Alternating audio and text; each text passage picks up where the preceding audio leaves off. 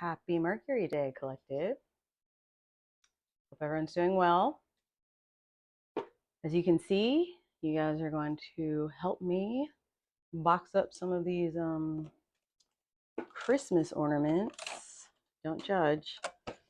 Yes, I know it's January 17th, but I kind of have, I guess you might say this, I'm in the hunter-gatherer stage of my Christmas ornament decoration takedown. It's where I walk around and like I spot things and then I just like grab a box or a basket and I just kind of collect them. And then I get them in these like little condensed piles in like one little corner of a room.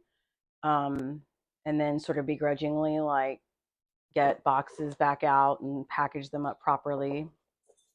To my credit, it's my commitment to making sure everything gets put away properly, like kind of putting the work in now so that when I go at the end of the year to get decorations out, I don't hate my haphazard way of just putting them wherever and like letting things break.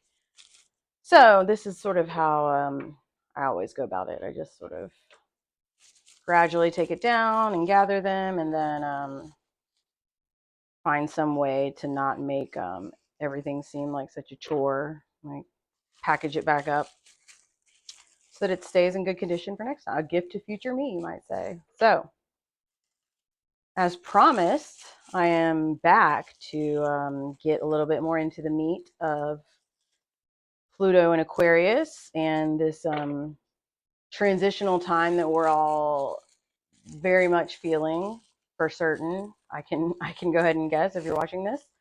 And speaking of that, if you are watching this, thank you. I appreciate you. Welcome back. If you've never been here, I appreciate you stumbling upon my little channel. And if you don't mind, I would greatly appreciate if you went to the channel page and hit the subscribe button and joined me this year as we navigate some really significant planetary activity, but especially on the collective level. And that's where I want to sort of point out about the thing about the what we call the modern planets. That would be Uranus, Neptune, and Pluto.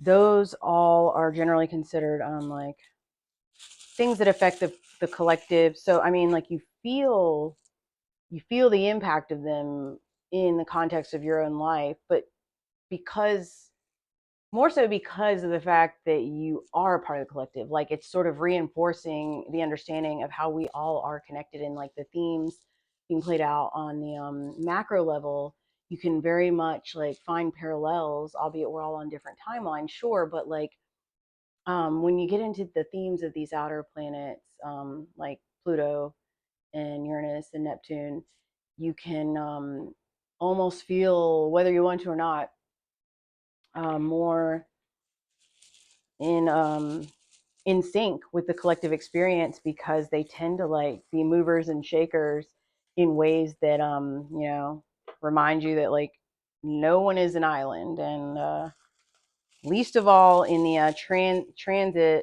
transitory phase that we're all in with Pluto. Now, I've done a lot of back and forth on how I want to approach this, because like there's really so much to cover. And the first thing I'm going to do is I'm not one to try to reinvent the wheel. So I want to start lacing in more often some of my resources. Like I'm old school and I like go to books. I collect books on things. So I probably consulted like 4 different books today. But in the lead up to this video, I consult not only with my own books and like my own experience in just like studying astrology and like studying other people's charts and how the themes that I want to talk about play out, but the I guess my go-to source, which is like definitely not where if you're dipping your toe in the water you want to go, because you'll be like, where do I even start with all this? But Chris Brennan is definitely like sort of like this OG of astrology, like really kind of popularizing a very like almost I don't know if I want to say scientific view, but like almost approaching it in a way that does justice to the study of it as like an empirically based language, but also like science. I mean, he's a great, he's thorough, and he, you know, really treats everything like from that scientific perspective, and like observes and like does his research. And so he has he has a channel called the Astrology Podcast, and like obviously by the name it started as podcast, and you can find it on YouTube. So he's got a lot of great resources on there. Personally, like when I tried to start there, when I was first dipping my toe in, it was a little bit much because he has like these 3 and 4 hour episodes with like, you know, other astrologers coming on, and they talk about you know, they use a lot of language that was like way over my head at first. But that's kind of the way you learn a language in a lot of ways. You kind of like jump in and you realize that like you kind of get a feel for how much you do have to learn, and then you like take a lot of steps back and like kind of start from the beginning. But you do kind of have to like kind of immerse yourselves in someone in people speaking the foreign language for a while, understanding that like you're not going to know what's being said, but it's like the exposure in a lot of ways, and then stepping back and then sort of like stripping it back to like more uh smaller parts to learn and then like eventually build upon. So Chris Brennan put out an episode on the Astrology Podcast like last couple of days, and he actually does a deep dive into the history of Pluto and Aquarius. So like if you, I mean, he goes all the way back to like 600, 700 years before the current era. Like, I mean, he goes to, he covers like 12 different periods of Pluto and Aquarius. It's extremely comprehensive, and but it was a very like impressive research job. So um I'm not going to reinvent the wheel there. If that's like where you want to go, I mean, it is fascinating. You just have it on in the background, and you don't. It actually is one of those episodes I find that you, even if you're not like, if you don't speak astrology and you're just like kind of a history nerd, I would really encourage you to go check out that episode. It's really great. I'm gonna try to remember to put a link to it in the description box, but like, just make note. It's the Astrology Podcast on YouTube. Just type that in and you'll find it, and it'll. I think it's his latest video, the history of Pluto and Aquarius. So it's really fascinating, honestly. You should give it a try. But for purposes of my little channel and the way I like to approach astrology is I'm going to focus, I'm going to, of course, loop in like sort of that like anecdotal type angle. And then, of course, the tarot. And my personal approach that I took a while to come up with, I'm kind of one of those people to where if I'm going to like bring in some of these more like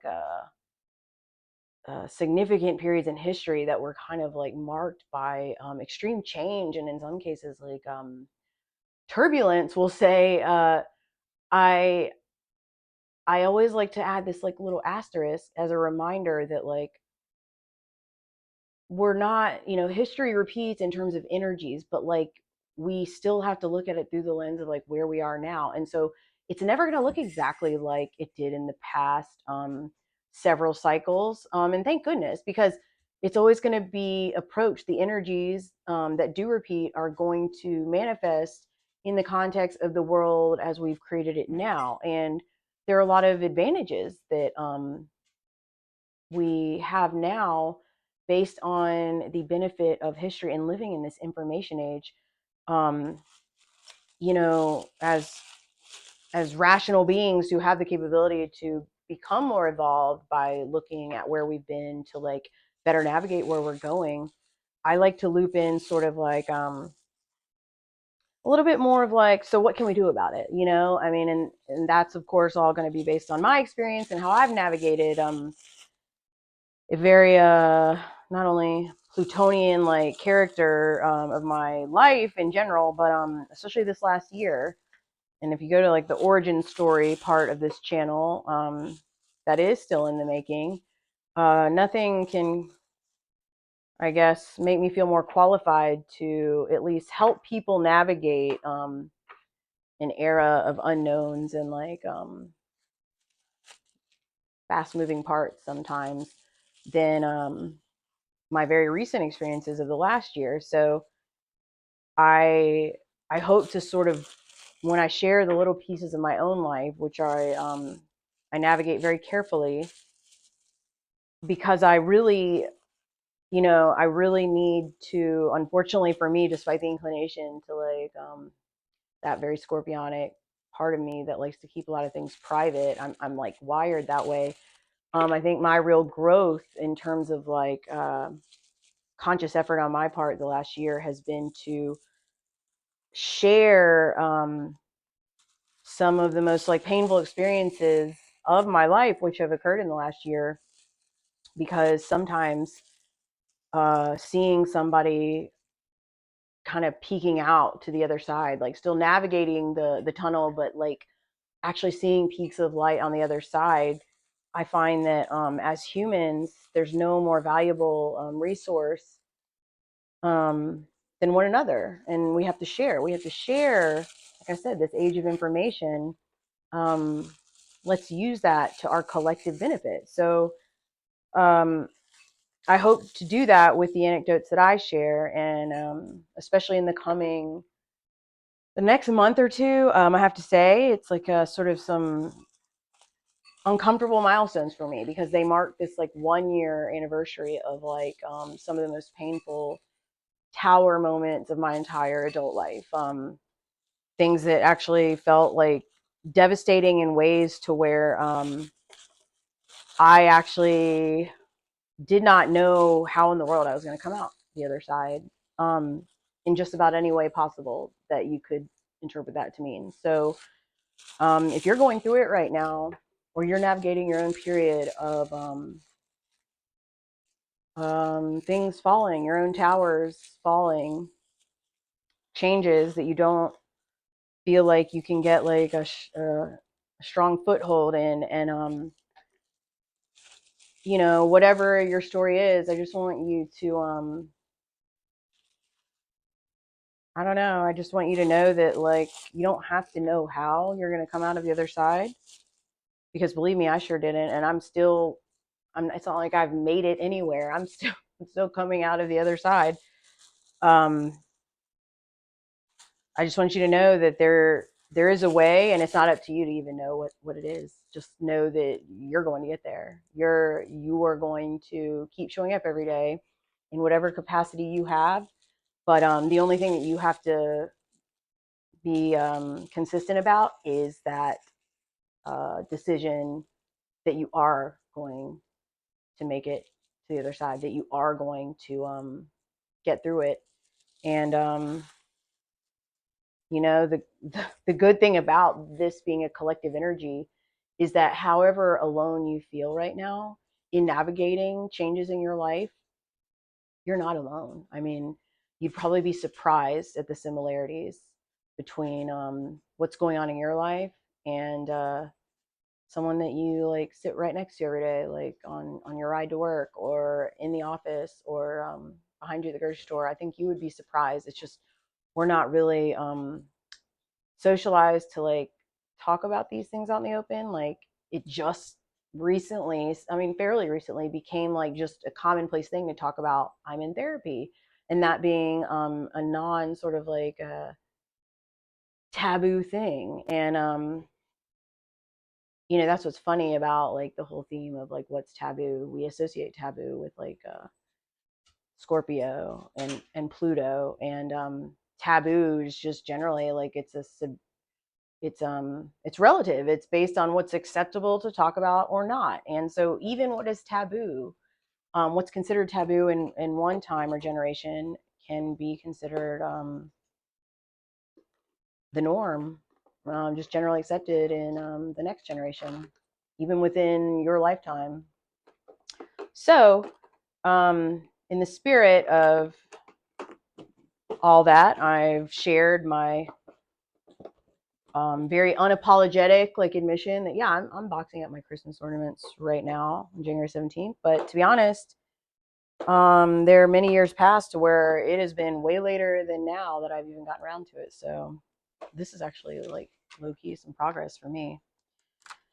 I'm okay with it if you are. So I'm going to actually give you a little bit of little nuggets that I reviewed. I went to this book that I really used to love back in the day. It's mythology book, and I just visited the treatment of Pluto in mythology, and he is Pluto is the third of the 12 Olympians, and Pluto, also known as Hades, is was known in mythology as the king of the dead, not to be mistaken for death itself, but king of the dead, ruler of the underworld, ruler of what's beneath the surface, ruler of what we don't see, like sort of what we don't talk about. And that's what's funny because it's actually hard to find a lot of writing like in literature about Pluto, even in mythology. It's all it's like nobody wants to talk about Pluto. Like we don't talk about Pluto sort of in Canto. We don't talk about Bruno because it's like places that we don't want to go, especially like the living. The last thing that the living, all of us generally want to talk about and contemplate is the underworld, like what's beneath, like, and that's the realm of Pluto. And I found this quote that I thought was really good in this book. So um, like I said, it's not Death himself, which the Greeks called Thanatos. Like this is just the ruler of the underworld. And what's funny also is when you consider the meaning too, Pluto is associated with wealth, actually, which is interesting because when you look at the old sort of connotations of wealth, it specifically meant the precious metals hidden beneath the surface, like the precious metals um, hidden in the earth. And so that's also interesting because the notion of hidden wealth is very much attached to Pluto and the eighth house. And so it's sort of like the opposite of like the very conspicuous like displays of like wealth and like status and flexing on Instagram. Pluto is the opposite of that. Pluto is like that the power of Pluto's wealth is not so it's just as much tied to the fact that it's like the hidden metals, like the actual intrinsic value of these precious things beneath the earth, but like just as much of the power comes from the fact that it's hidden. And that's something interesting to consider about power and how displays of it almost like conspicuous to the point of like trying really hard and making it part of one's identity, how notions of that as a flex or a show of power can actually be turned on its head from one generation to the other. And that is a very big theme I'm focusing on in terms of overarching themes that I see personally, the astrology based on the archetypes, like the collective archetypes that are all kind of playing a part of this era is it's all you have to consider like the way things are right now, and then bring in the archetypes and then sort of like do an assessment of how that would manifest given like the value systems of the last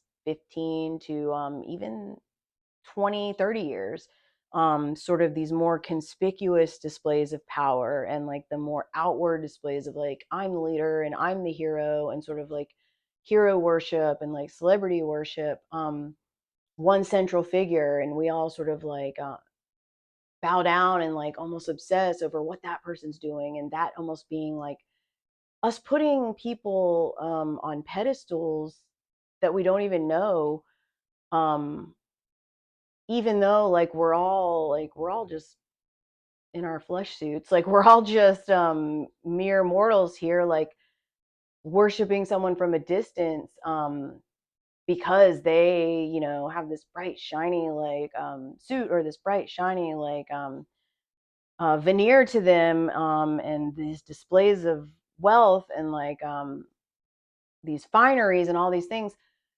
that is very much I think a dying era. And I think a lot of people watching this are probably like, and thank goodness, and that's, I mean, fair enough. Like, I'm kind of right there with you. But the fact is, Aquarius as an archetype is literally about the collective. It's like um words that you would associate with Aquarius is like avant-garde and unorthodox, and sometimes, and it's more like obnoxious manifestations, sort of like, I'm going to be different just for the sake of being different. And um, so wherever Aquarius is in your chart, because like I said, even if you don't have any planets there, Aquarius rules over some house in your chart. That's probably the house that you really like are the one, you paint sort of with a different stroke. You kind of go against the grain. You have like maybe more non-traditional, non-conventional approaches to. And so Pluto moving into Aquarius, just collectively, like I said, wherever Aquarius is in your chart, you're definitely going to feel that like sort of pull, that transformative pull, for better or worse. And I like to sort of like demystify it as much as I can and bring like that human element in, because um, the thing is, you're always the master. Like, just because you can't control these external things, the best thing you can do actually is like be equipped, like almost feel almost like it's almost like well, at least I'm not alone in this. Like, I know that this feels like sort of a brave new world, and I don't really know how to navigate this, but just sort of surrender and keep my head about me and not resist. Like, whatever you resist, I find if you start looking at things as like energetic exchanges, the more you resist something that's clearly pulling you to in a certain direction, or pushing you to like make a change that somewhere deep down is for the long term like benefit, the more you resist that, the stronger that force becomes. And so in history, that's definitely proven to be true, because even those that resisted these sort of collective shifts, you might be able to put it off for a while, but generally, the more you put off something that's inevitable, the more of a pain it is to actually deal with it when you inevitably have to. And so that's where we have our tower card. You've heard me say you have a tower. I think you've heard me refer to tower moments several times, um, including like events in my own life. So the tower is exactly what it looks like. The tower in tarot is sort of that, like, again, the archetypal image that like needs very little explanation. But I do like to point out again the very effective illustration that is brought to this card. You notice, of course, that the tower is being struck by like lightning, and that's Uranus. Now, a lot of tarot readers traditionally associate this card with Mars, the planet, action, the god of war, the ruler of Aries, co-ruler of Scorpio, and that's fair. But I associate this card just as much with Uranus, because Uranus is like that, just like a lightning bolt. It forces change, whether you wanted it or not. And often, in fact, not often, always, it is because like what the foundation of this tower was not solid. Um, and the very, very deliberate image you see with the lightning bolt at the top, you see a crown, a very large crown being knocked off the top of this tower. And I think that that's really interesting, because the crown being knocked off of the tower as such a loud part of the image suggests sort of like a lightning bolt strike to the ego, right? When you see a crown fall, that is an ego shattering event. That is sort of whatever you identified yourself to be and your sense of power, um, that you have sort of associated with your main identity up to this point, the tower is like the thing that shatters that to pieces. And um, in the spirit of the metaphor, just like a foundation in a house that wasn't solid, and like, you got the wrecking ball to knock it down so that you can build anew on a solid ground. That's also what this card suggests needs to happen internally, like building yourself up on solid ground, not just some like hastily constructed ego that is generally based on, at least in my experience and observation, of an external recognition system, right? When your ego is fragile and therefore subject to like this tower moment, it's generally has this deep like craving for validation, like it's like chasing validation, whether like through other people, relationships, or like through status symbols, or like displaying all of your wealth and like your money and jewels and like whatever. For lots of people it's different, but it's like still externalizing your sense of value. Like you are needing that recognition from the outside world to keep that sense of your identity, your ego. It's like your supply. And so when you have this tower moment happen, and that crown falling, I always like to say, and like I think a lot of tarot readers will probably like put it like this, is the tower doesn't happen to you. Okay, the tower happens for you, but like when it's happening, you definitely don't feel like it's happening for you. You feel like you are being personally victimized by the universe. And like that's normal. That's like your reminder that you're a human in your flesh suit in this like 3D world where we suffer. So um that's what I'm saying, is like somebody who was right there last year, you feel like it's happening to you. And then like as you push yourself, you slowly realize, as everything has been stripped down, you start to see the faults that were there, like the faults, like the fault lines in your sense of stability. And to be fair, that's often a risk we take when we hitch our lives to like another, when we have a partner in life. I mean, a business partner too, but most commonly like a romantic partner. That is kind of part of the deal, is you more or less like attach your fate to another person. And so when you sort of surrender, like as one should to an extent, in a relationship, you are setting yourself up for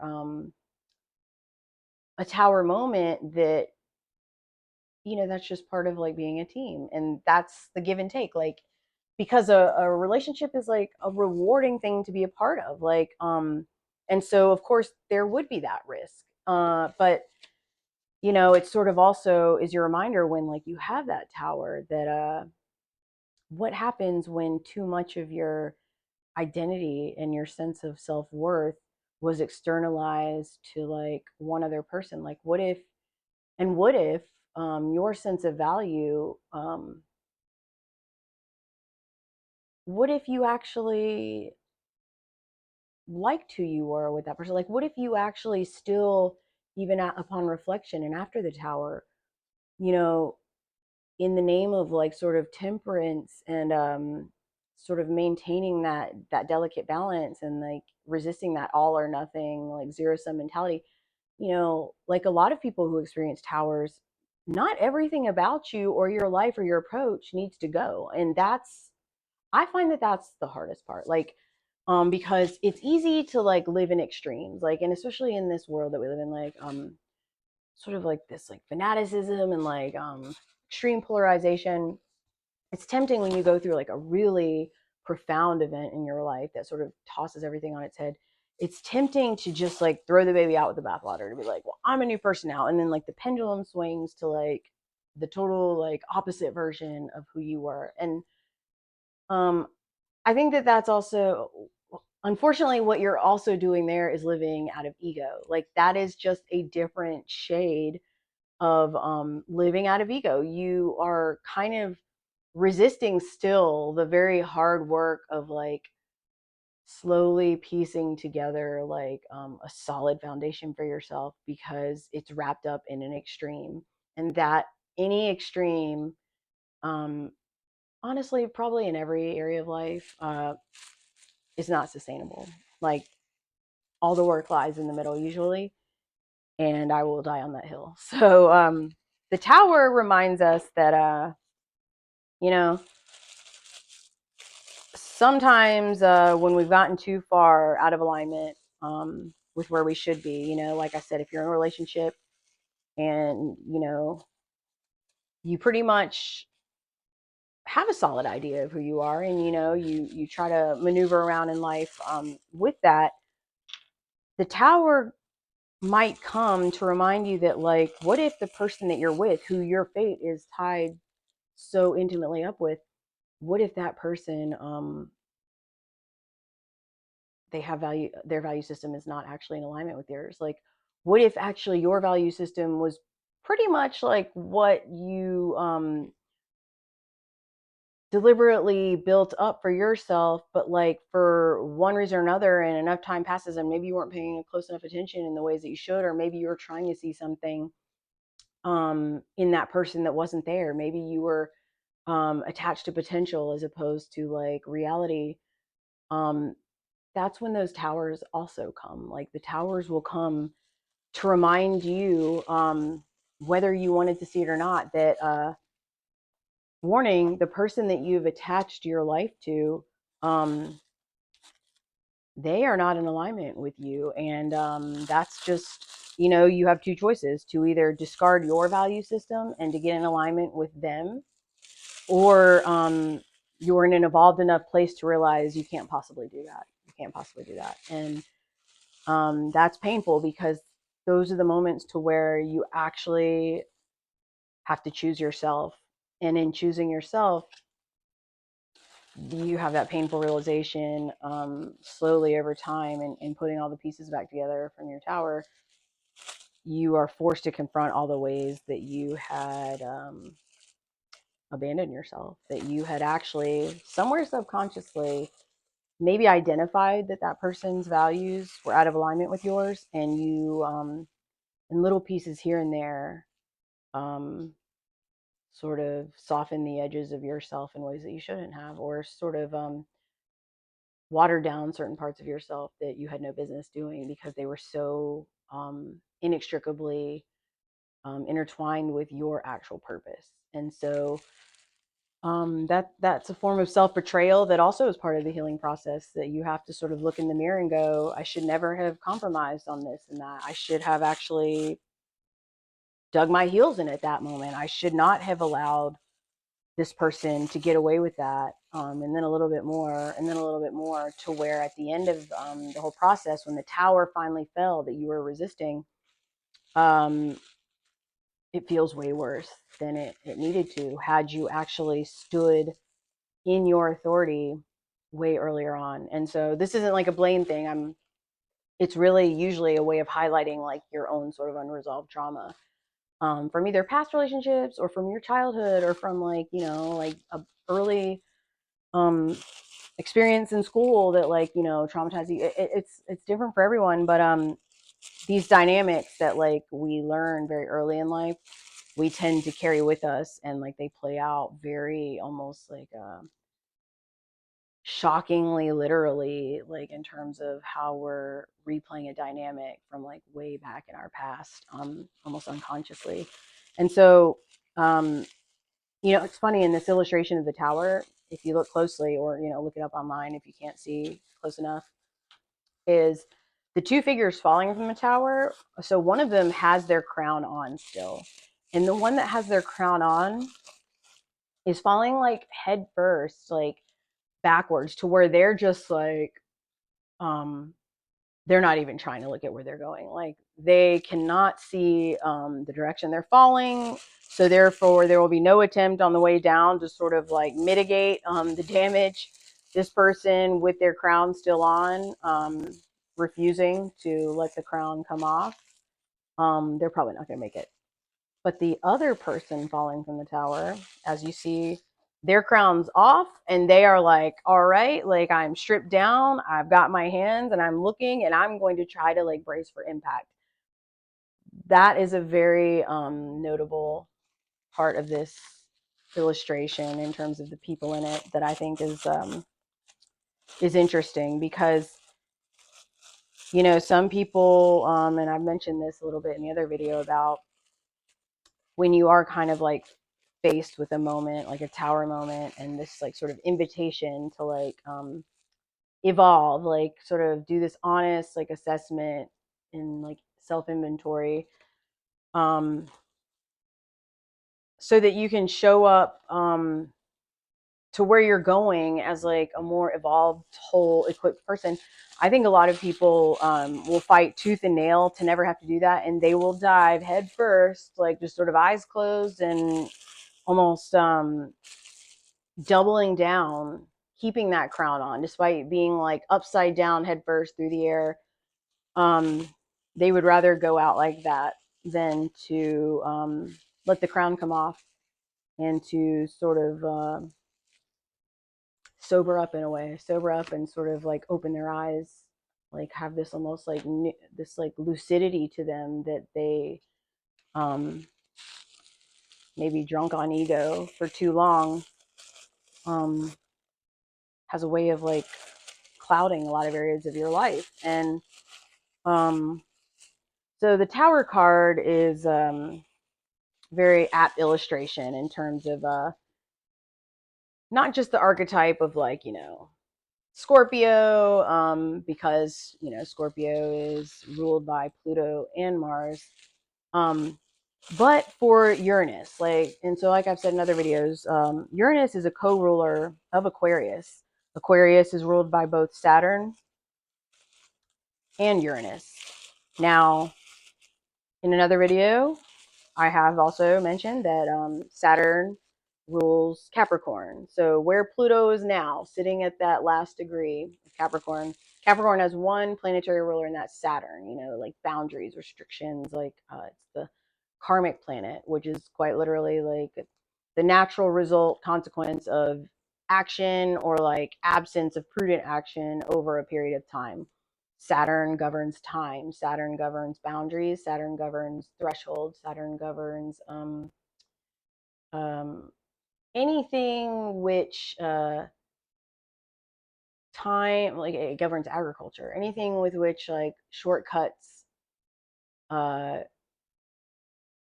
can't really get you there. Like Saturn governs like bones and teeth and like skin, like systems like that, to where putting in that little bit of effort each day over time um, either gets you a result or like there's no faking the work. In other words, with Saturn, either you did do put in the work a little by little over time or you didn't. And there's only but so long you can actually like hide from the karma of that, actually. So um it's funny because, you know, Capricorn, the season we're in now, ruled by Saturn. Capricorn season is followed by Aquarius season, right? Like when the sun moves from Capricorn, it then moves into Aquarius. And so you have that same planetary, you still have Saturn there. Um, Saturn co-rules Aquarius. Remember, it's the traditional ruler of Aquarius. And then when Uranus was discovered in 1781, Uranus became co-ruler of Aquarius. And so what's funny is that like the archetype of Capricorn, you know, that like cardinal earth, that sort of like initiating the long-term plan, like that earth energy, that same sort of Saturnian quality is there with Aquarius, because Aquarius is fixed air. But Aquarius like is like, well, I want to shake some shit up. Until like Uranus, when you bring Uranus in and you put it with Saturn, gives that very unique quality of the Aquarius archetype, which is, it's sort of like a paradox in a lot of ways. Like, you know, air signs are associated with like ideas, and like Aquarius is like associated with the future and progressiveness, and friendliness. Like, you know, Aquarius is like the archetype of like friends and groups and the collective. But yet fixed air, you know, that's also like there's a stubbornness, there's like a rigidity, a Saturnian quality to the idea. So it's like the curious combination of like, I accept your ideas on principle, I accept everyone's right to have their own ideas, but like me as like a strong Aquarian archetype, I'm fixed in mine. I have to admit, I am fixed in mine. And it's so this curious mix of like, I'm not judgmental, because the principle of like everybody having the right to like be, let their freak flag fly and like stand in who they are and like express themselves, um that's part of my like, you know, the paradigm I like to live by. But on the same token, like, don't try to get me to change my mind is like sort of the slippery slope of Aquarius. So Aquarius has to skate that sort of, I don't know if it's duality, although there is, you know, the shadow side of Aquarius is quite obvious based on these like ideas that I've said. It's like Aquarius can represent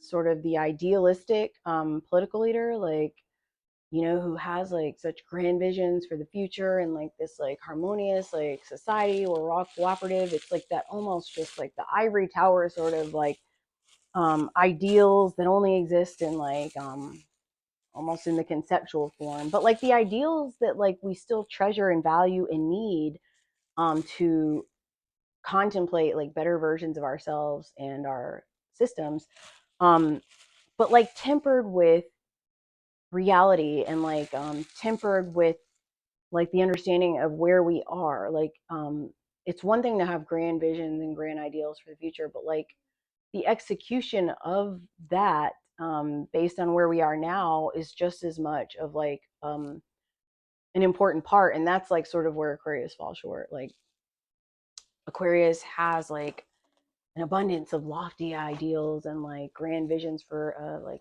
utopian future, and like, you know, flying cars for everyone and everyone can afford this and like no one goes hungry, and like that's great, you know, sign me up. But it's like in order to get to where we see, even if we all could agree on where we wanted to be, um, almost all strife and like conflict in history is about like very different ideas on how to get there, is it not? And I don't know, I think that like that's characterizing a lot of the time that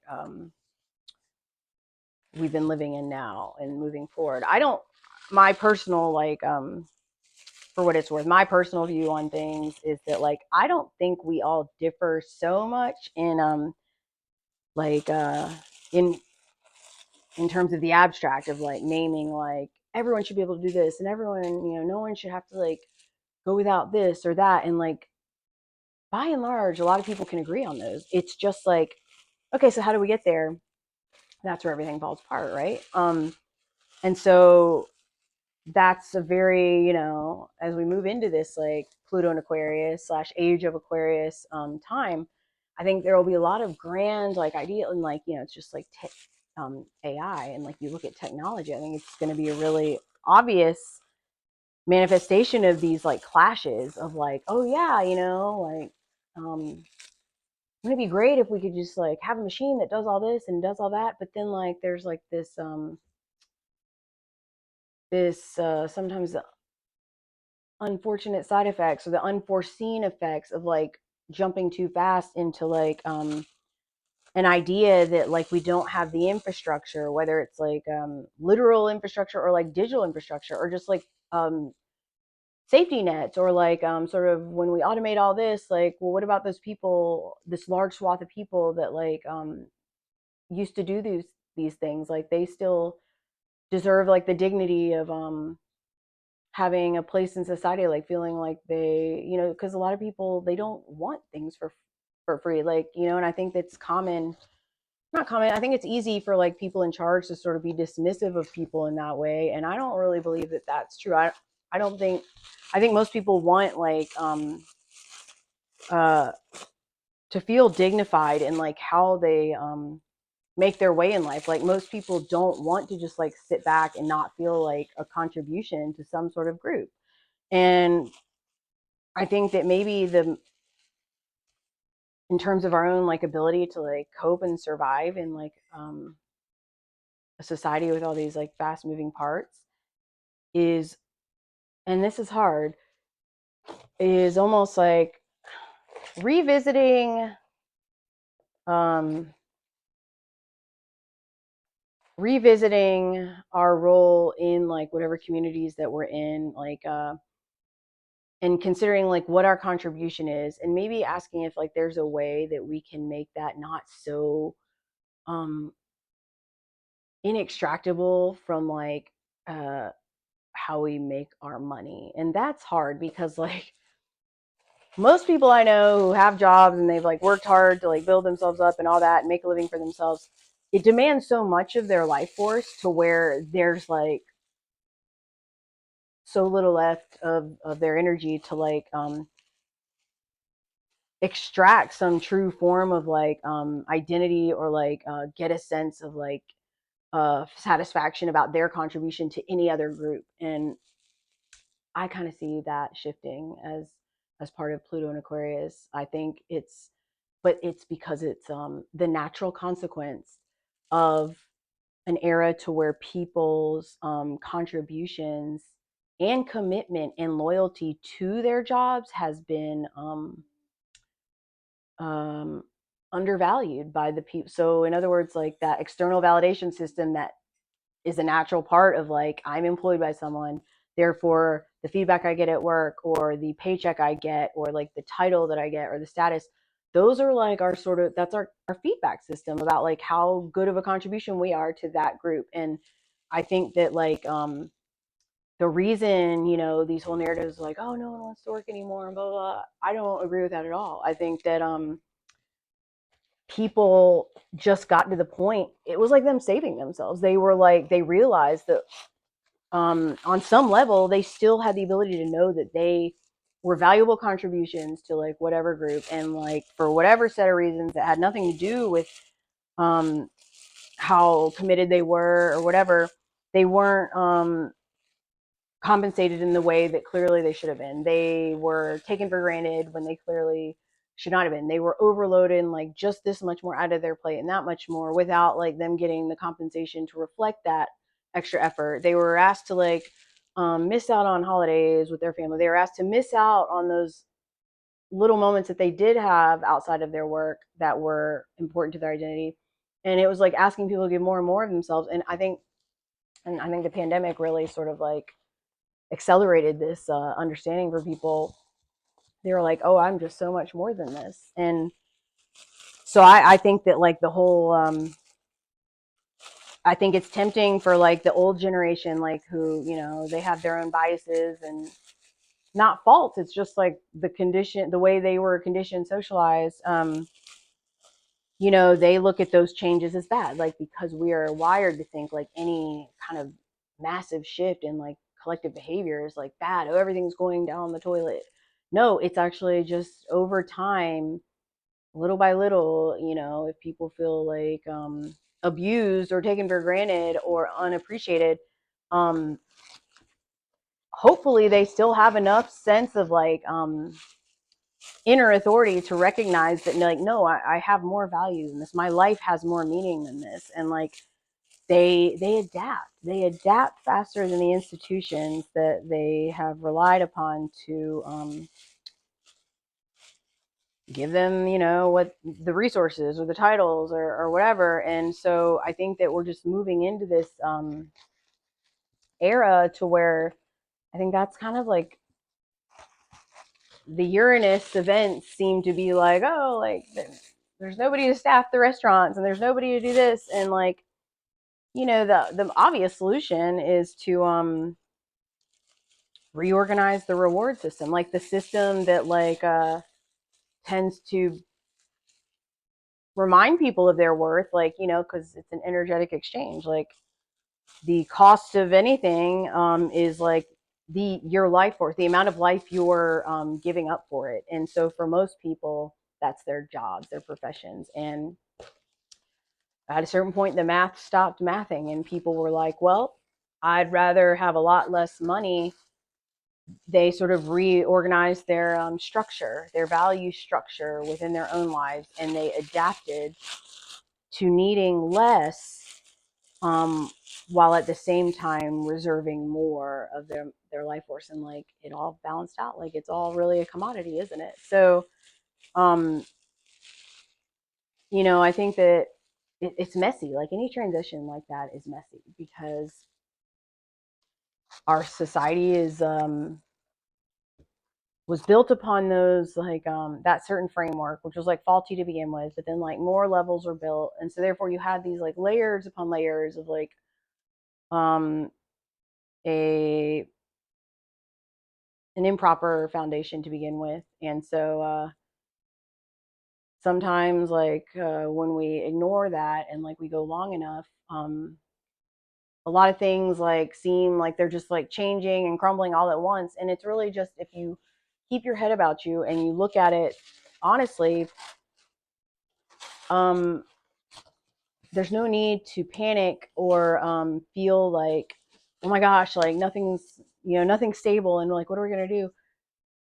I would arguably say that like it's a very strange time to live in history, but there's like a privilege to it if you really think about it. And I'm not trying to sound delusional, but there's no actually reason, there's no downside, if I can just boldly say so, to looking at it that way.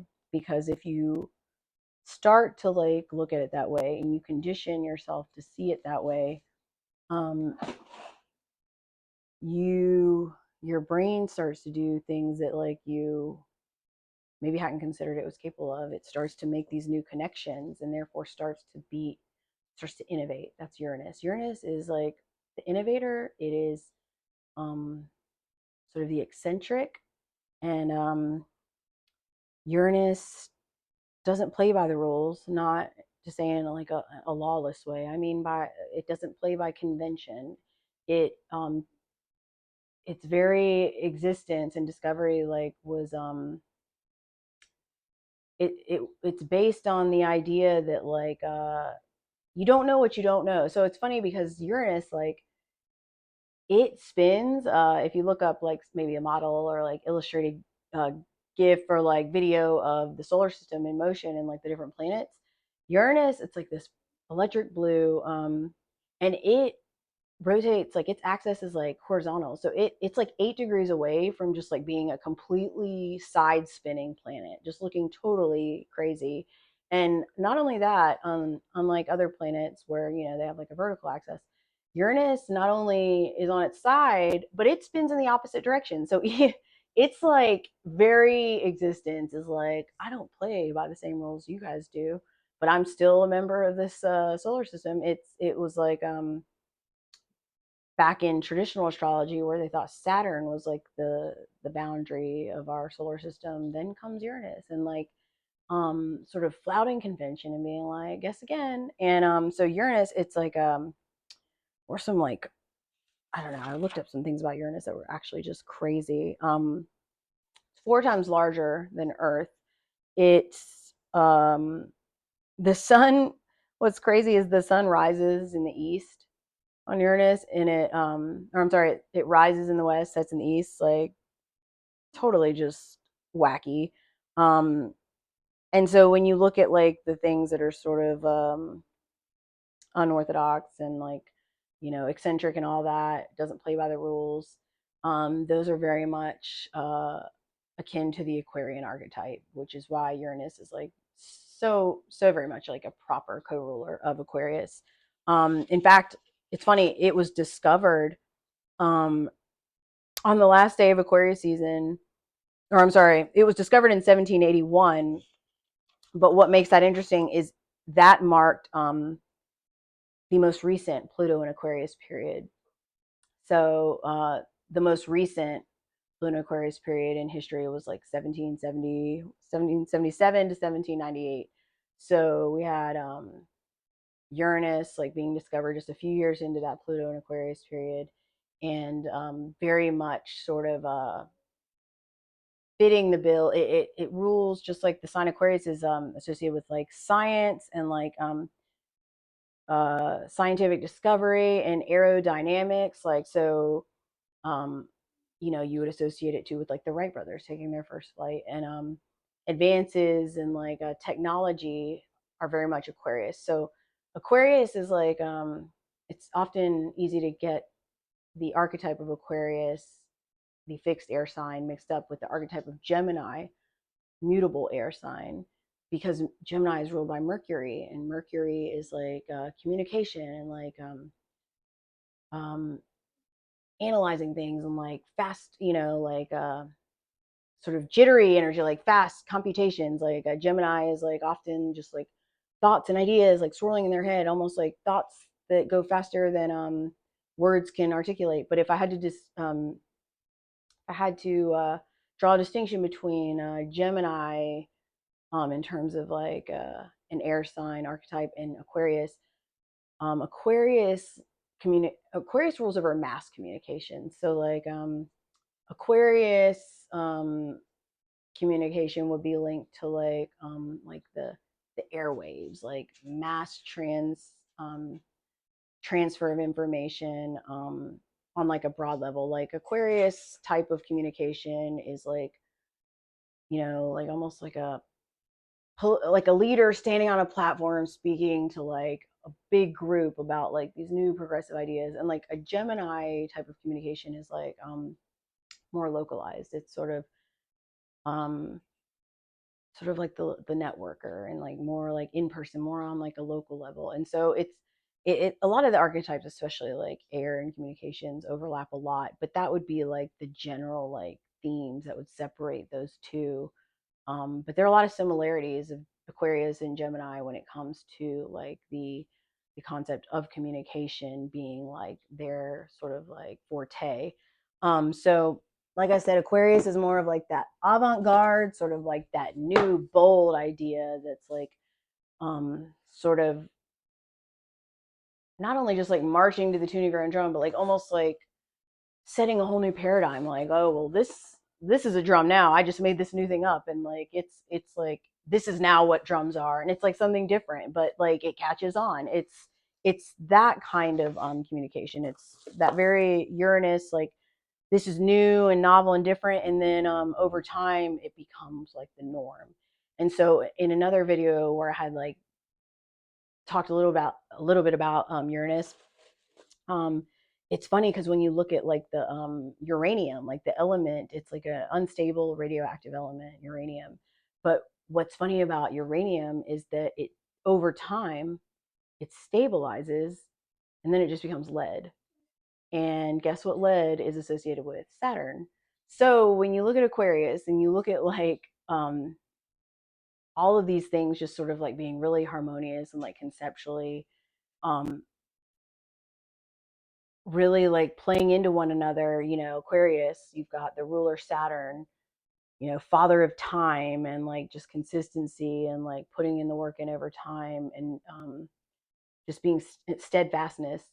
And then Uranus, like the sort of like the revolutionary and like the sort of truth seeker, and turning things on its head, associated with like an unstable radioactive element, but that if you just leave it long enough, it stabilizes, and then it becomes Saturnian. It becomes the steadfast. It becomes lead, which is just I think it's really interesting. So that's how those energies play out, both like the symbolism and like the metals and like just the archetypes that I think are very much going to characterize this new era. Like a lot of the things that were once considered even like AI, like we talked, a lot of science fiction movies, like within if you're a millennial or even like on either side of that generation, a lot of movies that were once science fiction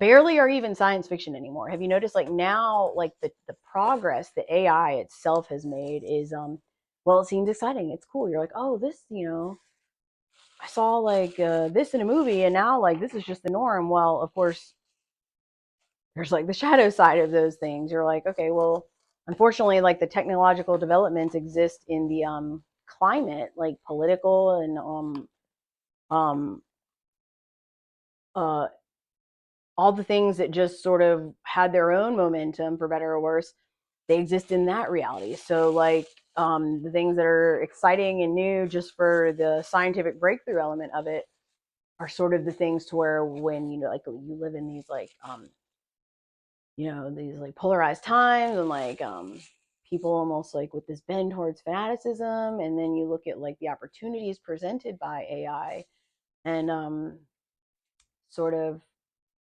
when you look at like the archetypal like shadow side of Gemini, it's like the trickster. It's like the thing about Gemini, the duality of Gemini. It's like fast communicator and sort of like the chatterbox. When you put it in the context of like now, and you bring AI into it, it's the trickster. It's like the sleight of hand, except digitally. Like, can you trust what you're seeing online? And so then you bring in Aquarius to that, and Aquarius, in its like most positive vibration, it'd be like, yeah, technology for the advancement of society, for humanity, and let's use technology to like um give like on the spot, on demand, like medical diagnoses, and like high tech this and that, and like it contemplates these things for all. But like the reality is like we don't even have a healthcare system that like benefits everyone, and even those that have healthcare like don't have like there's like tiers within that, of like haves and have nots, despite like even being someone that has health insurance. So it's like um yeah, the like technology is there, and like even like extraordinary advancements in like biomedical technology, but like the age that we live in makes it sort of like it highlights the very unfortunate fact that like, wow, this technology exists, but like only for like this handful of people at best. Like and so that's where the Aquarian archetype, has it's sort of met with the moment that we're in, and we're going to see like what happens over the course of the next 20 years, what happens when the power systems of yesterday, and like the way that we've distributed power, and like the things that like determine wealth in society, what happens when like that gets too far out of alignment with our ideals that we had set collectively as a country, no matter what country you're in, um despite the advancements in technology. Like, because you see the technology and like the advances in medicine and all that, those kept happening. That was going to keep happening, but within the context of the inequality and like the inequity, and like the haves and the have nots. There's only but so much time that people will accept watching things move forward, and like seeing like advances in technology, and robots doing this and that, and feeling unfairly excluded, despite being here as a member of society. And so that's where you see like people saying, nope, no more, like, well, if I can't be a part of that, well, then I'm not going to be a part of this either. And, sort of, that's all just the natural consequence. So I sort of, like I said, in the spirit of giving a broader outlook on like why we see the things that we see, and like how it seems like, oh, this is not sustainable. Like, should I be scared? No, it's just when you apply, like when you step back and you look at it from like a broader perspective, sort of like this non-polarized observation, which is hard to do because you probably have strong opinions about a lot of the things that you see, as do I. The non-polarized observation is for you. It's not to suggest you shouldn't have strong opinions about a lot of things you see. It's so that you can know the difference between the two, know the difference between your opinion and like what you think is right and wrong versus like the ability to still be able to observe everything going on, that has its own separate value in terms of like moving forward. It has a way of you being able to navigate with that steadfastness, like and the perseverance required to get through a time to where there's no like sort of clear cut path. Like it's sort of something we're all navigating together in real time. So, um, I'm not just going to talk about Pluto and Uranus, like those archetypes and the instability associated with them, without giving another archetype. So there's this tower here, and we've already covered that. But I'm not going to talk about the tower without talking about another archetype that I happen to really like when it comes to navigating the new and different. So this is the Magician card. And as you can see, the Magician is holding in, I believe, their right hand, a scepter, and it's pointed to the sky, right? And the left hand of the Magician is the fingers pointed to the ground, pointing to the earth. So it's quite literally like a sort of as above, so below. Like the scepter of power is often in like especially like throughout history, you would see like a new like a coronation portrait of like someone newly like placed on the throne or whatever, and like they would hold a scepter and like some other thing, whatever, and it like, so it's generally usually like associated with like royalty. But that's why I really like this card, because like they're the whole archetype of Aquarius, and Pluto and Aquarius specifically, it is redefining where power actually lies, right? So the archetype of old, and even in like history and monarchs and all that, we associate royalty with Leo. Now, Leo is the sister sign of Aquarius. It's the polarity. So that means that you go to the opposite side of the wheel, like a color wheel, except the zodiac wheel, and every sign has like a sister sign, and those usually take on, it's like the same energies, like it'll be fixed across from fixed, mutable across from mutable, so on and so forth. It's like similar energy but manifested in like totally different ways. So if you've ever known an Aquarius and you've ever known a Leo, you should probably see similarities, but yet like extremely different ways of going about things. But yet they're both fixed energies. Like Leo is fixed fire and Aquarius is fixed air. Leo is ruled by the sun, and like the sun likes to be the center of attention. Like the sun is associated with royalty. Like Leo, the Sun King, Louis. I think it was like Louis the 14th called himself the Sun King, and it's sort of like I am the authority, like I am the leader. It's like prestige and like the holder of power. And Aquarius, like on the other side, well, Aquarius is just as fixed, except it's in their ideas. And like Aquarius often doesn't like to be in the spotlight. Like they're eccentric. They want to be significant, but almost in like the in the background way, right? So it's funny because the Pluto moving into Aquarius is turning that that old notion of power being associated with one person, like one holder of the scepter that we all worship, because like you're the one in the crown, and like you're the one that like says that you've got the answers and that you're in charge, and so we follow you, and we trust that you're gonna like solve our problems and lead us, and like give us what we need, and like kind of allow us to just like sit back and think that we're taken care of, right? It's that sort of the old notion of things that I would say a lot of the structures and institutions in this country are built upon that dynamic. And it's not just my opinion. Look no further than actually the last time Pluto was in Leo. So to review, Leo, the polarity of Aquarius on the opposite side of the wheel, the last time Pluto was in that sign um, was, let's see what this 1937 slash 39 to 1956 58, right? So look at look at the holders of power in this country, right?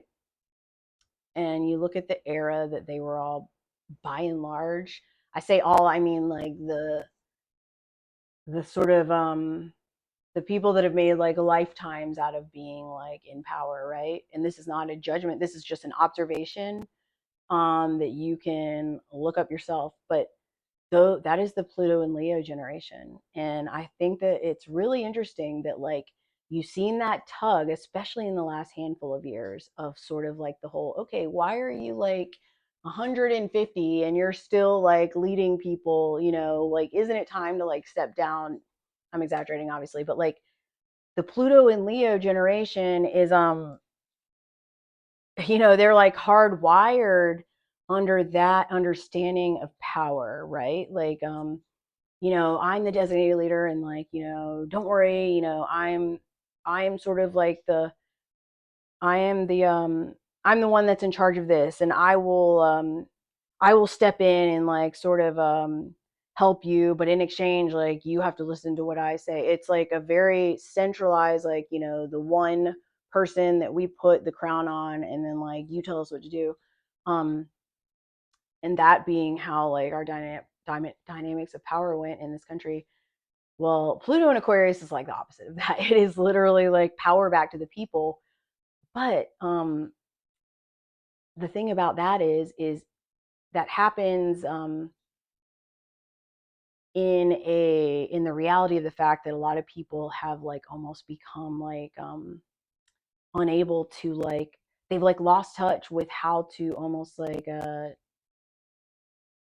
not govern themselves, but like navigate decision making and like authority within their own life. And that's where the whole idea, and I've talked about it many times, about like personal authority, inner authority, the importance of like finding your inner authority in this era, because it's going to be more important than ever in order to be a part of like the next era and like where the shifts in power are going. When I say power to the people, that comes with responsibilities, like, and that's not like a value judgment or like some lofty thing I'm saying from an idealistic point of view. I'm saying it from like the reality of the exchange, and like the way the energy works is that with power being like put upon the people comes like sort of, all right, well, so now what are you going to do with this power? Like if you're used to like someone telling you what to do, and you're used to someone like making the decisions for you, if you're used to like someone like placing like what you need in front of you in exchange for you just showing up and doing what they tell you to do, um well, that's kind of a traumatic shift in and of itself if you don't understand that that's the shift that's happening. And that's what I keep trying to focus on with like the whole emphasis on like finding your inner authority. And like, how do you do that? You start like stripping, you break that down into smaller questions. Okay, where where does my value lie? What do I value? Like when you look at like systems of power of the old ways, and like being attached to money, and like how much I make, and like what my title is, and like what my country is, like all that, it's like if all of that sort of just gets like stripped down and like those values don't exist anymore, it's important for you as like an individual person who has like unique gifts and things to contribute to the groups that you're in or groups that you can be a part of. um it's up to you to sort of understand like what your unique contribution is, and it's never too late to define what that is, or to re-identify, I guess I would say. So why do I have the Magician card out here? So the scepter being like, I think my whole like main takeaway that I want you to sit with is that you are the magician. Like you as a person who is no more or no less than like somebody who sits in a seat of power somewhere, even if it's somebody that you agree with ideologically. I would argue that like maybe stop seeing things that way all the time. Like, yeah, of course you have to have your ideals and like we live in a world where you show up and you choose people to like make decisions on your behalf for better or worse, and you do the best with like the options presented. I can't change that.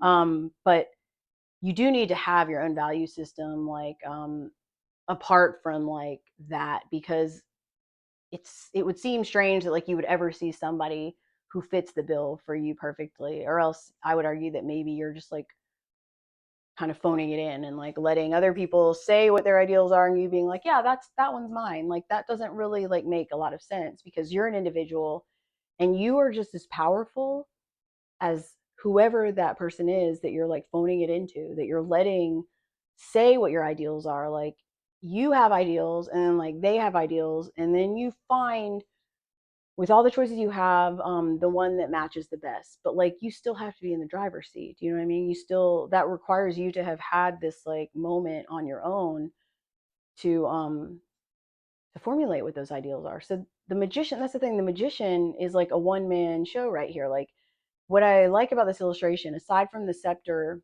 of power being in this person's hand, and it could be anybody, you are the magician, remember. The scepter is not just for royalty, it's for you as a person deciding to like take an inventory of all the tools that you have at your disposal in a time to where you're sort of like on this call to adventure for some of you, on the more positive like manifestations of Pluto in Aquarius, or like this sort of call to like reorganize your life after a shit show. I don't know which one is you. Be somewhere in between. It doesn't matter, because like either way, if you conceptualize yourself as the magician, you sort of like take on this archetype, use your imagination.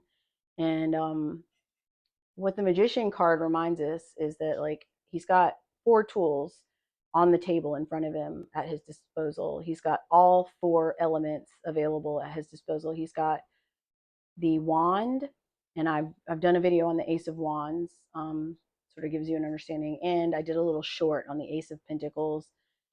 And so to review, the Pentacles are energetic resources. Like, yeah, Pentacle is money, like resources, but energetic also, like because that is generally what the exchange is in the way that we've organized society. You exchange your life force energy in exchange for money, but like those arguably can be shifted around. You can have less money, give more of your energy to things that you used to pay people money to do for you. Do you see what I mean? If you start reconceptualizing the energy at your disposal, it has a way of empowering you in a way that like you actually might have to recondition yourself to see that way. So this magician has the pentacle there, the Ace of Pentacle, like that energetic like new start.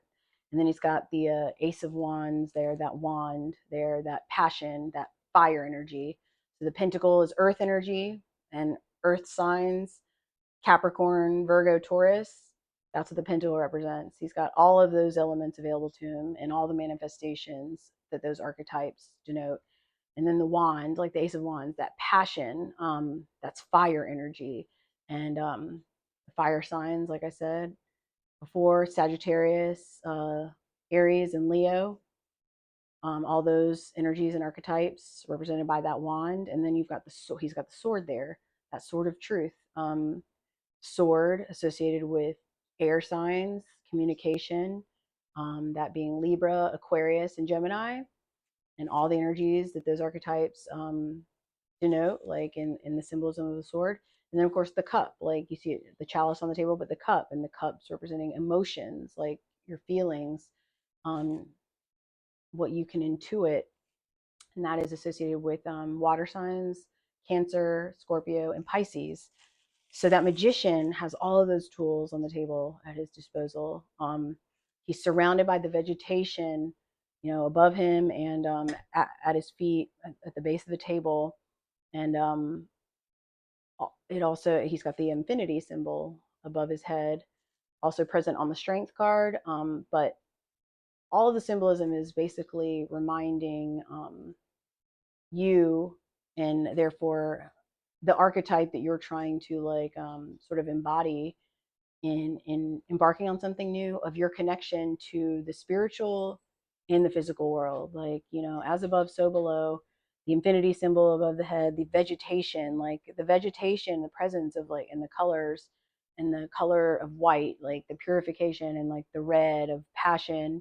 All of those things are very deliberate in this image, reminding you of um, your connection to the spiritual and physical world, and like sitting in that balance of the energies associated with both. And I think that in this age of information, it's important to remember, like, to not get lost in thoughts, because I've said before, like, your thoughts becoming things, like, it's going to feel a lot more like that, because we're going to start to, I think, become more aware of how the way we look at things and conceptualize things shape our reality more than like we maybe have realized before.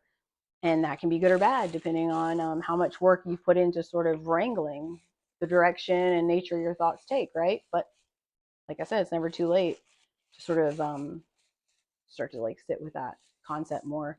But the magician here reminds you that you got all the tools at your disposal, right? Like, always, no matter what. And so um, I came up with this like little sort of like exercise, like, if it helps you, if you're the kind of person that sits there, and like I personally collectively feel this like sense of like it's like anticipatory, but like um and so depending on like what you've got going on in your life, that can take on a more like positive feeling, um or a more like dreadful feeling.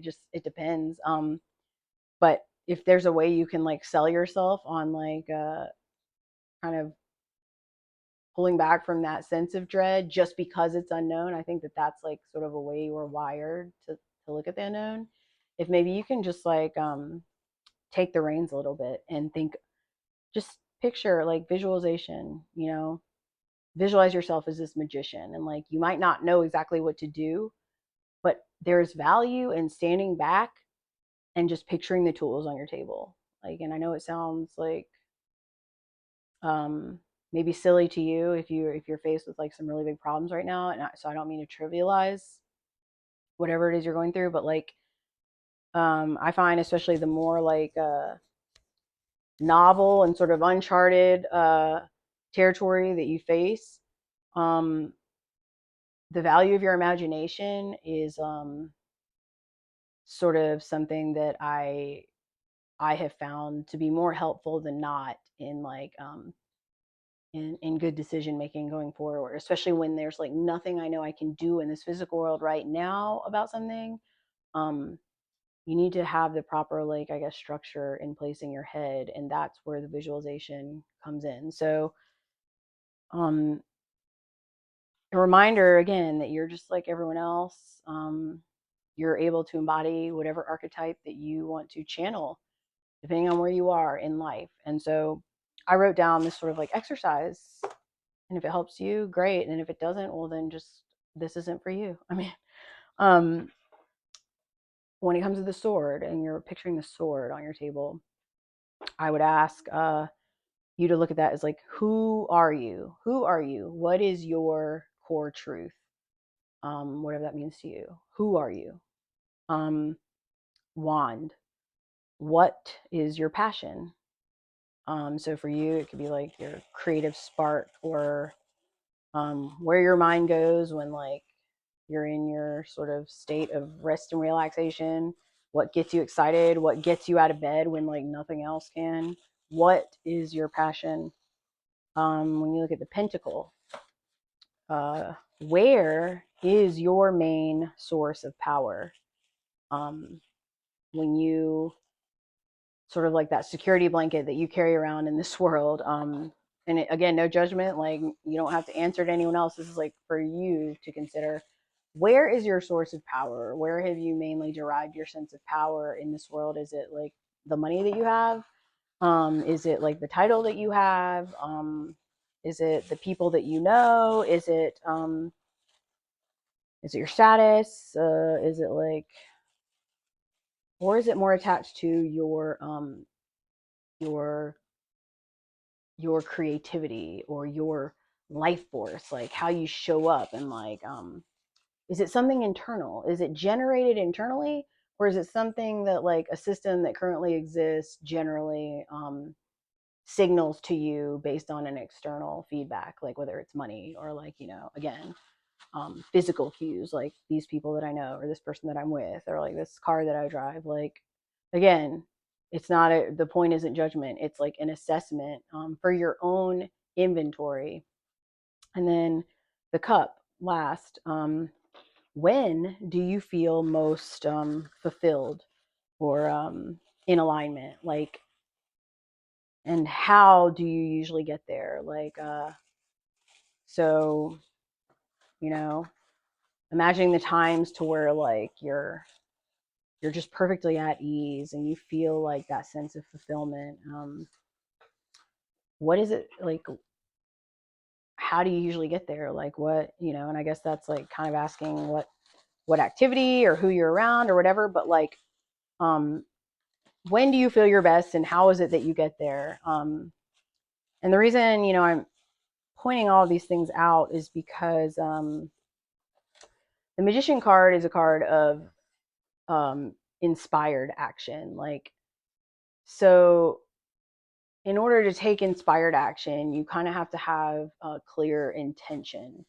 Like, if you've never asked yourself these things, there's not much good in like visualizing a table in front of you with all of these tools at your disposal if you don't even clearly have an understanding of what those tools do for you in the current state of things, right? In order to really maximize your ability to navigate moving forward, um, in a world where there are a lot of moving parts, first do the inventory of where you are now and like picture the tools as they are now without judgment. Like, don't judge yourself. What, there are enough things out there that probably make you feel judged or like whatever. This is an exercise for you. So picture your table now and like what tools are there. Um, and then as things change and like parts move for better or for worse, whatever, like try not to look at it that way. Um, then do that same assessment again. Like, has like your source, like where you derive your sense of power changed like over time? Has that question of like who are you, like that whole sword of truth, like your core truth, is that maybe something that could stand to change? Or even more so, maybe you're like, I don't really know. Like, what if you don't know how to answer? That's fine. This is a really great time though to like figure that out. I think that you should ask yourself those questions now so that you can not not limit yourself to the tools that are at your disposal. Like, first you got to do your inventory. So that's my advice, because like, again, I don't think that there's much value in like talking about Pluto and showing you an image of the tower and all that without like giving you sort of like the obvious like thing that goes with that, which is like a reminder that you are more powerful than you even realize. Like, you are capable of living a life that like maybe looks totally different than like the life that you live now. um Even if you like your life now, like, you should remind yourself that just because something changes in your life doesn't mean that that's like a bad thing, unless of course you are wired to see things changing as bad.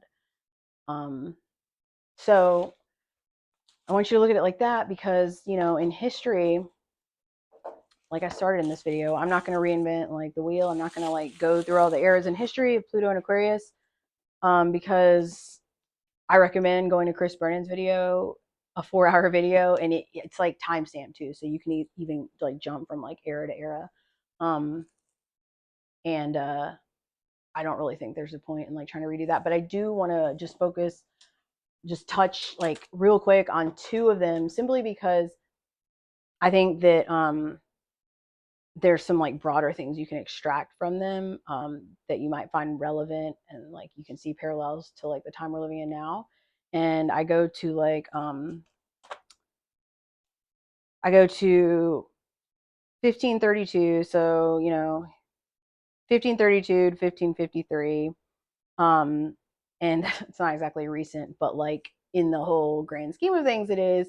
And at least I'm pulling back from going to things that like you probably like vaguely recall in like, you know, world history from back in the day or whatever. But in that time, it's funny because we associate if you watch the Tudors, that you probably have like a jump start on this understanding. But going to like the notion of power and like sort of like the king as like sort of this sovereign authority, and like this sort of history of sharing the authority, sort of becoming like being second to no one except for like the Catholic Church, and how Pluto and Aquarius back in that era sort of like flipped that power structure on its head, because it existed in the context of the time. It wasn't exactly power to the people, but it was sort of like a shift from like going to these people over there first to get permission to do something that you as like a sovereign authority as the king thought, you know, you should have to. It was like, oh, well, I'm the king, you know, I declare this, so like I just declare that I don't need to get your permission to do this. So, you know, as you may or may not know, Henry VIII, he was the one that is associated like as the king that sort of kicked off like the English Reformation. Now, to be clear, the Protestant Reformation had already gotten like a foothold in Europe. So, like outside of England, you already had these ideas like based in like sort of the supremacy of the scripture. Like a lot of the like more the Renaissance like humanitarians had already gotten traction with these ideas under the broader Protestant Reformation movement, essentially saying like, why should we have a middleman like to have a relationship with like the divine? Essentially, they said like the real power and the path to like salvation and all that is like found in the scripture, and it's like a thing between, you know, me as a human being, created by God or whatever, that doesn't make sense to have this middleman over here like selling plenary indulgences. That's, you know, what the whole thing was based on, like sort of the corruption of the institutionalized version of something over time, which tends to happen in institutions. Like it was sort of like this perversion of like the ideas in the scripture, when, you know, people who got power saw um, a way to benefit like the opportunism of like holding that power, and like people with money who wanted sort of like a way out of having to do like the long hard walk of like doing the right thing towards salvation. You know, it was like buying the stairway to heaven essentially. So you may or may not remember like the whole Martin Luther nailing the 95 Theses on the church door. That was and I mean that was quite a bit before like Henry VIII. So like again, these ideologically and like based in like theosophy, like those ideas, like a moral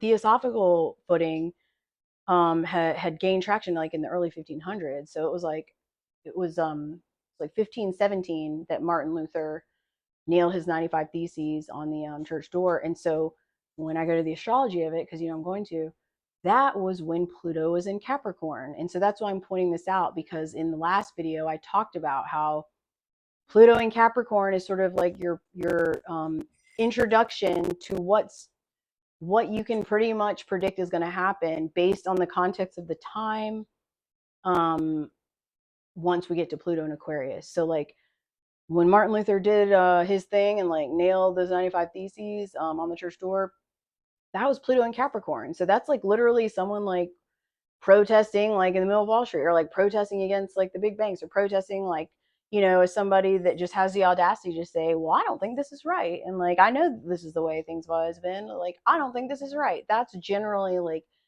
the, it's the temperature.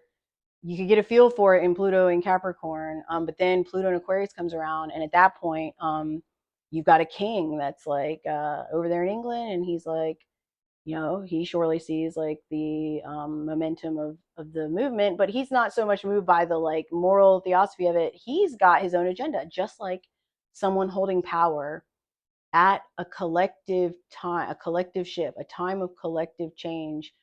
Um, you know, any any shrewd like leader is going to look at a collective shift through the lens of opportunism. And Henry VIII was no exception. Like he had his first wife, Catherine of Aragon, but like he wanted a divorce. Like he didn't want to be with her. He wanted to be with Anne Boleyn. He wanted to be with someone else, and he went about it the old school way. Wrote to the Pope, and he was like, "Can I get an annulment, please? Like I don't want to be." And you know, I'm sure he said something that like was like some vague resemblance of like a legitimate reason to be granted an annulment. And of course, Pope Clement, it was like Pope Clement the Seventh or something. He was like, "No, I'm sorry," and so he didn't give the king what he wanted. And like, you know, not only is that sort of like an inconvenience for somebody that's like driven by this lust to like get rid of wife number one and go for this other girl, but like uh it was also sort of like a chip away at my ego, my crown. It's like, who are you, Catholic Church over there, like to tell me that I can't have who I want, you know? And so he's sort of like stuck with like the way things have been, but like he surely saw the momentum of like the grander Protestant Reformation, and like so he made his moves. He was like, well, like I'm now in charge of the Church of England. And so there goes like sort of the real momentum of the English Reformation. So it's like um him as the king realizing, well, I can set the tone. Like the movement of these people that you know, they've sort of laid the groundwork for me, right? And so by the time Pluto moves into Aquarius, that groundwork had already been laid by the people that had their actually like moral like underpinnings, like from a place of really being behind the scripture and all that. Um, there was like this kernel of like, wow, you know, truth was spoken when it comes to the people laying the foundation. But who holds power at that time and what their motivations are by the time like, you know, that big shift, that power shift like transit happens, is going to determine the flavor that it takes on, right? And so um you know, in the case of like the English Reformation, it essentially meant like a total sever. You know, what happened was he just like a lot of kings that don't get their way, like they are like, well, I'm going to appoint a new archbishop like of Canterbury, and he's essentially appointed because like he's my yes man. And so the archbishop, you know, the guy that's supposed to be looked at as like the extension of the Catholic Church, except here in England, he gave the king what he wanted. He's like, okay, yeah, I'm gonna annul your marriage to Catherine of Aragon. You're good, and like you and Anne Boleyn, you're good to go. I recognize it. You know, as the Archbishop of Canterbury, I forget his name, Cranwell or something like that. I'll give you what you want. And so at that point, like, you know, the Pope excommunicates them both. And so they're just like, at that point, they're like, whatever, we have like our own thing going here. We're the Church of England. And like, that happens to also be now under control of the king. So now what? And that essentially was like, you know, of course, there were a lot of other branch offs and like, just like any sort of grand declaration, a Uranus type event switches the status quo on its head. It's like, well, guess what? Starting now, we're doing it the opposite way. We're rotating on our side. We're rotating in the opposite direction. Like, it's funny because it wasn't really like an ideological like based in like sort of the sanctity of like the scripture, and like not, you know, this like sort of, it's not like Henry was just so personally offended that the Catholic Church was selling indulgences to rich people. Like, of course he wasn't offended. He just wanted a new wife, and he's like, oh, well, this climate is like very opportune for me right now as someone who has like political motivations, right? So, on the grander scheme of things, like you might say that, like, yeah, like the English Reformation and like, you know, separating from the Catholic Church in that respect wasn't a bad thing, but it's always, you know, astrology kind of reminds you of like sometimes looking at things as good or bad. It almost like is a pointless exercise because you realize like how many different things are at play that end up getting to a result that may or may not be like beneficial for more people than not in the long run. Do you see what I mean? But um, the overall effect of Pluto in Aquarius was sort of like this extracting like the authority of like this concentrated group like the church to decide what my relationship with the divine was. Like that is the broader outcome, which you might see as like a move in the right direction, a move towards progressiveness, a move towards like democratizing like Christianity in a way. So um, that was just like an example of that time period of like how the lead up to Pluto and Capricorn, and then like that transition into like Pluto and Aquarius, how the groundwork was pretty much laid. And then once it got into Aquarius, then it was like something that seemed kind of like outrageous, to march up, like the hubris, like that it took Martin Luther to just roll up and like nail these 95 theses on the church door. Um, by the time Pluto rolled around in Aquarius, and then you had a king now on board, like, well, that's the norm now. So there was that period, and then of course there's the Pluto in Aquarius of 1777, 1798, and that pretty much was, what we all know to be the periods of revolution. Like you've got the French Revolution, and then you've got the American Revolution, and the thing about the American Revolution, which technically like kicked off like right before Pluto entered Aquarius. So it was like at that sort of tail end of Pluto and Capricorn.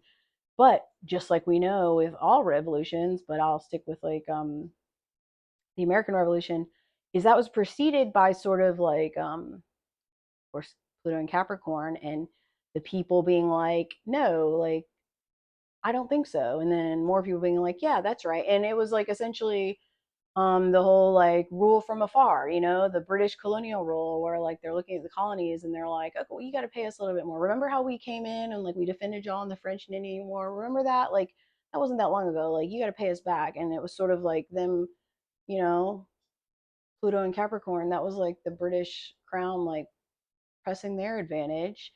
And sort of when they feel like that resistance from the people that they rule from afar, them doubling down and like kind of tightening their grip. And it was like taking, you know, another inch and like requiring more, and like the taxation, and like um exercising that like authority a little bit more. And then once, at a certain point, it was just like too much. And therein is the American Revolution's like birth. It was like, all right, that's enough. And um so it was like once the American Revolution like started officially, and um all of the events that eventually led to like, all of our like our constitution, and like, preceded by the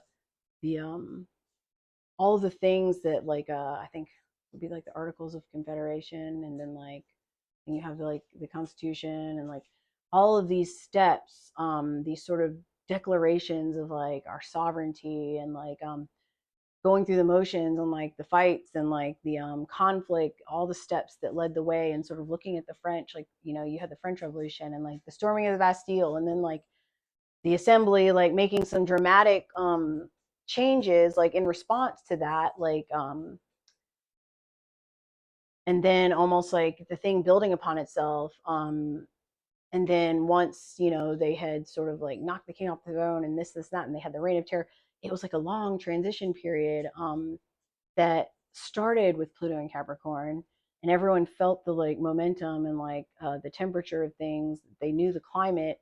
So once Pluto and Aquarius came, it was like it wasn't so much of a surprise. Like these events were big, um, and they involved a lot of struggle and conflict. But like it's not that, it was a tower in the sense of like, well, once you start the war, you don't turn back. Like once you declare to the British crown that like, nope, I don't think so. Like we're standing, and we're putting our feet down, and like we reject this. There was no turning back. So in that sense, that like felt like a Uranus event. It's like, all right, nothing's the same anymore. But in terms of like the surprise element, like, and so I guess that's sort of where I like to loop back around and like go to the whole tower event. It's that the tower rarely is like a complete surprise. Like sometimes it is, but then like when you really step back and like do an assessment of like the time preceding it, you start to see things through a different lens, and you go, maybe, yeah, maybe that was obviously not acceptable all along. Maybe I had gotten too used to um somebody exercising like a degree of authority over me that I should never have gotten comfortable with. And that's on me. I should have been standing more on my own business. I should have been deriving my sense of authority internally, instead of just like relying on this person over there that I think gives me protection from afar or nearby. Maybe that was never a proper exchange to begin with. So I point to those like times in history, not to be like, yeah, it was marked by like war and the reign of terror. There was so much more to it than that. And like those were just the natural manifestations of the time in which those transits occurred. So like I really want to emphasize this as like the closing point. These transits are occurring in the context of modern life, to where we live in an age of information, to where, for better or worse, um, if there is like a war that goes down, I would say that it's already happening and has been happening with the um, dissemination of information. I think that especially the last like the elections, and like even lead up to like 2016, those were, when we look back, we should realize that like where we are now, and like where we surely will be met this year with like seeing like, probably, I mean, I would guess like deep fakes. Like you're probably going to have like a level of discernment you've never had to have before when you see things online, and like really ask yourself, like, does this like sort of send off like a red flag? Like, does this really seem like there's more to it? Maybe I shouldn't be so quick to like accept what I see at face value online, because I would argue that the battlefield um, of like the power shifts now is digital. It's online, and the good news, I guess, about that is that like battles for sovereignty and power, and like shifts in power, they occur they reflect like the times that they live in. So like back the last time Pluto was in Aquarius, there was no like digital battleground. It was like the old school way. So um I think that it's like important to see these things as like still significant. Like lots of things happen that are consequential to your life, that are wrapped up in the digital world. And so if you take away anything, it's not to be like scared of like the because yeah, there is physical violence. There's like physical violence and like war, and like people's lives being lost in the name of like asserting authority over land, and like who has the say in what, and like rooted in like these ideological things where like never going to be resolved. Some of those older models of resolving conflict and power shifts still occur in the world. But I would say a large part of it, and like the sort of nuanced parts of it that also affect those physical battles, happen online. So you need to be careful with what you take in online. And I guess that would be like a part of your like maybe I'll call it your digital hygiene. Um, Maybe start focusing on your digital hygiene. What is it that you're taking in, and how is it affecting your ability to know what's what and to exercise discernment? Sometimes if your digital diet is not quite right, and you don't have enough interaction in the physical world, I would think that the natural consequence of that is the inability to exercise that discernment on the digital landscape. If you don't interact with people face to face, at least semi regularly, it's easy to like lose touch with like what normal human interaction is like. And it's easy to dehumanize people when there are screens between you. So that's my parting message, is to uh, center yourself within yourself, like your own faculties as like a rational human who is the magician, who does have control over the way you engage with the world, but that you know, sometimes that involves like some deliberate visualization on your part, like a reminder, like coming back to yourself every now and then and like sort of reminding yourself of these things. So um I'm sure that there's like things I didn't get to. I took like so many notes over the course of like several days. Um and I'll leave off with this sort of little reminder, this little old adage that you've probably heard. The whole notion, and this is to me describing like sort of the shadow side of Aquarius. Like the road to hell is paved with good intentions. So why do I say that? Because Aquarius, the great humanitarian, the one that's like sees the vision for the future, like has such lofty ideals and visions of like the robot future where this and that, and like you're thinking of like this futuristic utopia where like, yeah, like let's like accelerate technology, let's accelerate more technology is better. That can lose track of the reality that we are encumbered by. We have to first acknowledge what is to get to where we think what should be like. And so um sometimes, I think a lot of times, people that assert authority like for the greater good, I think more times than not those people are very much convinced of like their intentions being good. And that's what you got to look out for, is that the Aquarian archetype's shadow is I would say a bend towards authoritarianism. That's the really strange sort of paradox of Aquarius, is like as the great humanitarian and like with an eye for progress and like the future, that can become distorted when you in that fixed air energy, fixed in your own idea of things. It can become distorted and dismissive of the fact that there are others out there, and that you might be blinded by your ideals and therefore justify actions in the name of progress.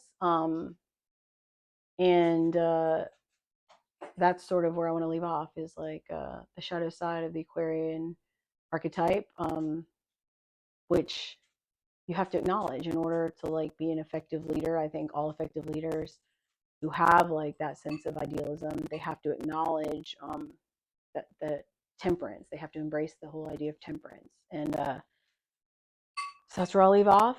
We got Pluto entering Aquarius like at the same time as the Sun on like 20th, 21st. Should be interesting. You probably already feel that now. But in the meantime, stay tuned. I might come with some follow up if something brilliant pops into my head, some quick little add on that I didn't think of. But till then, take care of yourselves. Um, and Keep calm, keep cool, keep your rational thinking person like at the wheel, and don't let change or things that almost make you go like, are we living in the matrix, like is this for real? Don't let that shake you from like your solid ground, your solid footing. So anyways, take care of yourselves. Until next time.